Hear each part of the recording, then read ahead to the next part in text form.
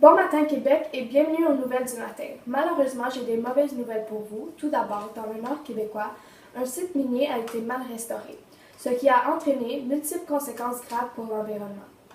Je suis en compagnie de deux experts en exploitation minière, Amanda et Victor, qui connaissent très bien ce sujet. Alors, tout d'abord, pouvez-vous me dire les conséquences d'un site minier mal restauré? Oui, en fait, il faut comprendre la différence entre une exploitation à ciel ouvert et une exploitation souterraine.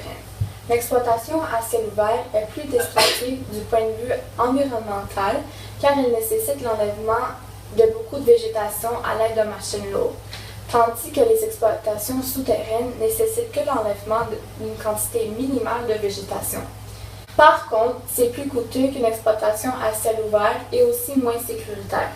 Un site mal restauré peut entraîner une libération de contaminants toxiques provenant de diverses installations minières, le drainage d'acide minier et la lixiviation de contaminants et plusieurs autres menaces pour l'environnement.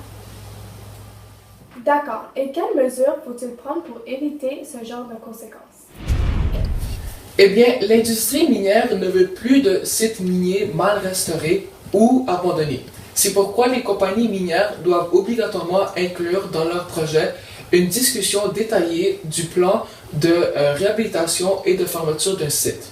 Les compagnies doivent décrire avec précision comment elles restaureront le site pour qu'il ressemble le plus possible à la condition environnementale d'avant exploitation. Ce qui amène la fermeture d'un site, c'est l'épuisement des minerais ou la faiblesse du prix des métaux qui rend son exploitation non rentable.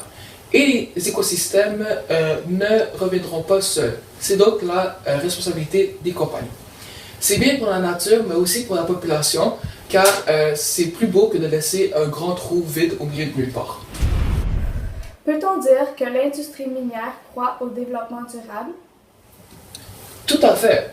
Elle accorde une importance primordiale à l'engagement envers la communauté et à la protection de l'environnement. Nous sommes chanceux au Québec car il y a beaucoup de ressources naturelles qui peuvent être utilisées pour beaucoup de choses. Nous avons apporté quelques échantillons ici. Wow, c'est très bon. Bon, merci de nous avoir rendu visite aujourd'hui. Merci à vous. Merci. Merci. Et pour ceux à la maison, au revoir et au prochain reportage demain à la même heure. Bonne journée!